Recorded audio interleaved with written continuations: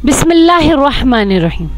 आज हम ऐसे वाक़ये पर नज़रसानी करने जा रहे हैं जो इस्लाम की तारीख़ का एक मरहला ही नहीं बल्कि हर इंसान के लिए जज्बा, हिदायत और सब्र का पैगाम है।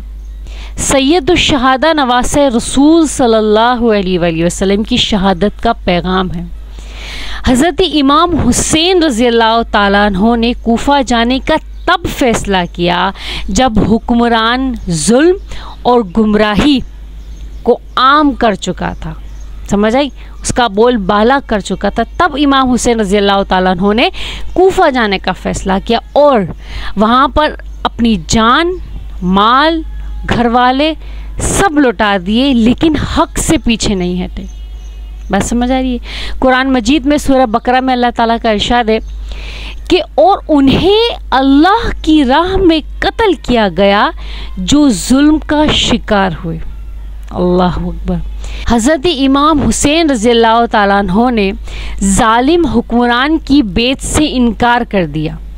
यहाँ पर इमाम हुसैन रज़ियल्लाहु ताला अन्हु के इस फैसले से हमें क्या सबक मिलता है? हमें ये सबक मिलता है कि जुल्म के सामने खामोश रहना, जुल्म के सामने खामोश रहना जुल्म का ताउन करना है। अगर आप जुल्म के सामने खामोश रहोगे तो इसका मतलब आप जालिम के साथ खड़े हो, उसका ताउन कर रहे हो। समझ आ रही है? फ़िक़्ह हनफ़ी के मुताबिक भी जुल्म के ख़िलाफ़ खड़े रहना फ़र्द किफ़ाया है। करबला में इमाम हुसैन रज़ियल्लाहु ताला अन्हु ने अपना सब कुछ गवा दिया, यहाँ तक कि अपना 6 माह का बेटा अली असगर रज़ियल्लाहु ताला अन्हु को उनको गवा दिया। उनकी शहादत जब उनको मिली तो उन्होंने अपने मुंह से क्या निकाला?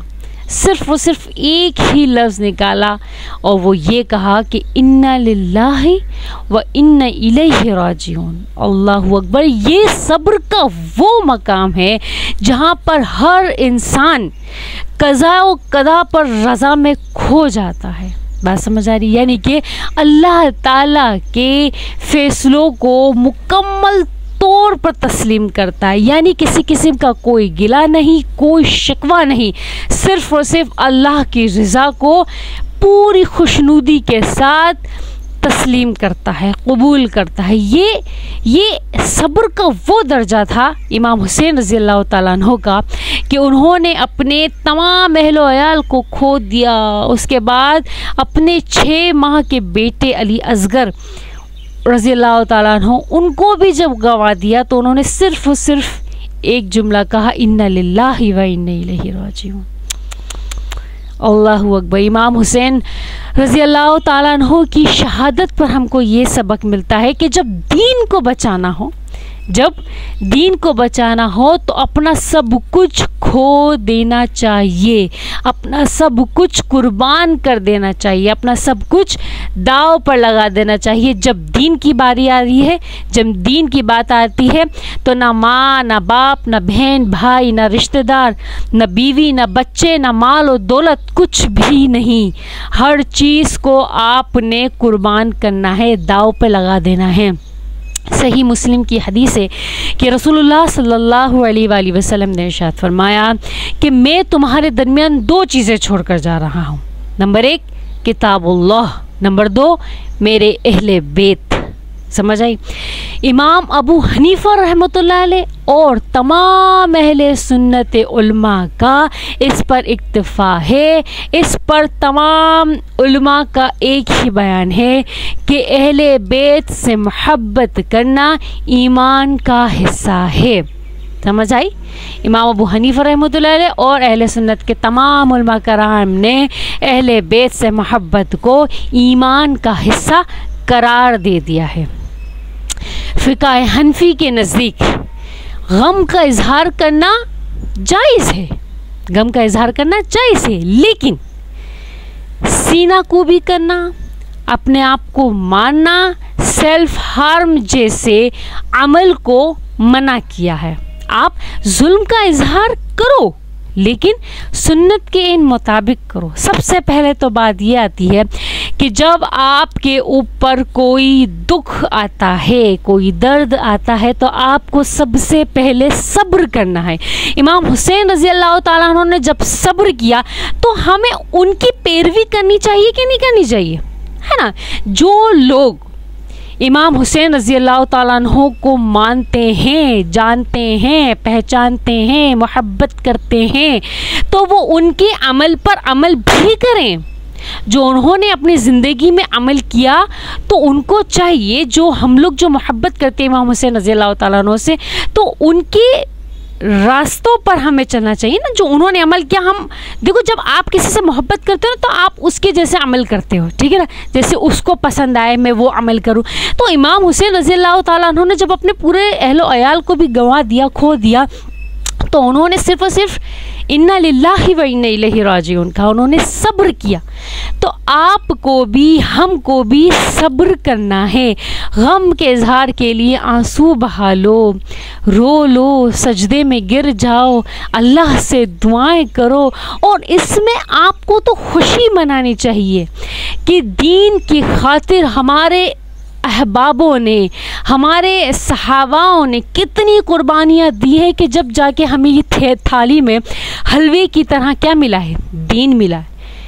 हमें तो कोई कुर्बानी देनी ही नहीं पड़ी ना, दीन के लिए देनी पड़ी, कोई कुर्बानी नहीं देनी पड़ी फ़िलहाल। तो अभी जो जंग हुआ, जिहाद, उन्होंने जो दीन के खातिर जंग किया, इसे कहते हैं कुर्बानी देना।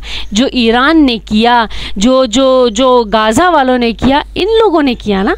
हम तुमने क्या किया? सिर्फ सीना को भी करना, अपने आप को तकलीफ़ पहुंचाना, अपने आप को मारना, ये गुनाह है। पता है आपको, अल्लाह ताला ने हमें जो जिस्म दिया है ना, ये अल्लाह ताला ने हमें अमानतन दिया है। इसकी पूछ गूछ होगी रोज़े महशर में, हमसे पूछा जाएगा कि ये जो चोट लगी इसका निशान है, ये क्यों लगा, इसकी हिफाजत क्यों नहीं की। इसीलिए जब भी उलमा कराम कहते हैं कि जब भी आपको कोई तकलीफ़ पहुँचे, कोई चोट पहुँचे, तो कोशिश करो कि उस तकलीफ़ को, हमारे साथ कहते थे कि कोशिश करो उस निशान को मिटाने की, मतलब उसको आप मरहम पट्टी करो, उस पर दवाई लगाओ, ताकि वो निशान भी क्या हो जाए, मिट जाए, साफ़ हो जाए।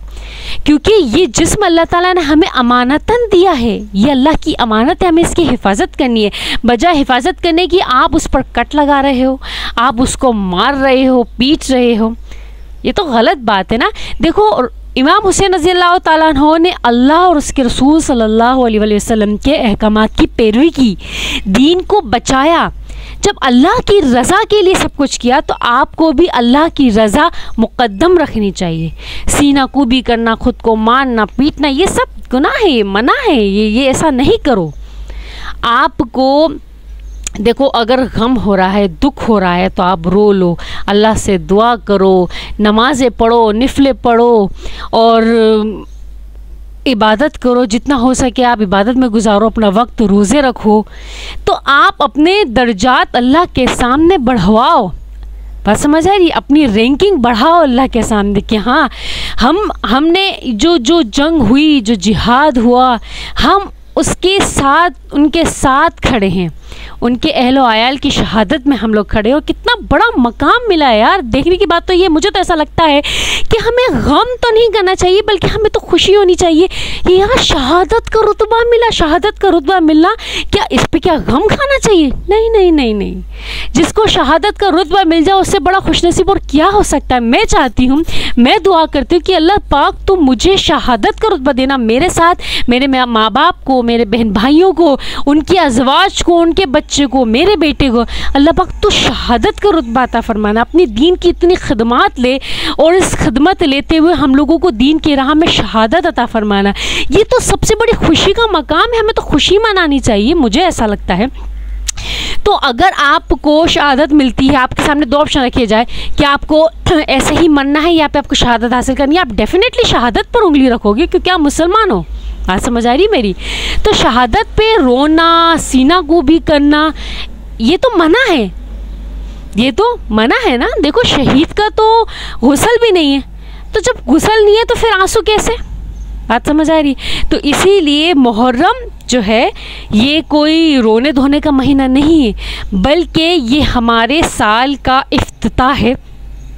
इसमें ज़्यादा से ज़्यादा नेकियां करो, इसमें ज़्यादा से ज़्यादा अल्लाह ताला को राज़ी करने की कोशिश करो और अल्लाह ताला से अपने लिए, अपने अहलो अयाल के लिए दुआएं करो कि ये साल के बाद जितने भी साल आए हमारे लिए बेहतरीन साबित हो, कि हम लोग ईमान के दर्जे पर बुलंदी पर जाते रहें, पस्ती पर ना जाएं। ठीक है, उम्मीद करती हूँ आपको मेरी बात अच्छे से समझ में आई होगी और मेरी वीडियो को आप सब्सक्राइब करो, आप मेरे चैनल को सब्सक्राइब करो। इससे क्या होगा, आपको और दीनी मालूमात मिलेंगी और इससे क्या होगा, हमारे और आपके दीन में क्या होगा, इल्म में इजाफा होगा। और इससे ज़्यादा हम लोगों को क्या चाहिए कि हमें मरने से पहले हम वो काम कर लें जो अल्लाह और उसके रसूल सल्लल्लाहु अलैहि वसल्लम को हम क्या आ जाए, पसंद आ जाए। ठीक है, उम्मीद करती हूँ आपको मेरी बात अच्छे से समझ में आई होगी। जज़ाकुमुल्लाहु खैरन, अहसनिल जज़ाए फिद्दारैन।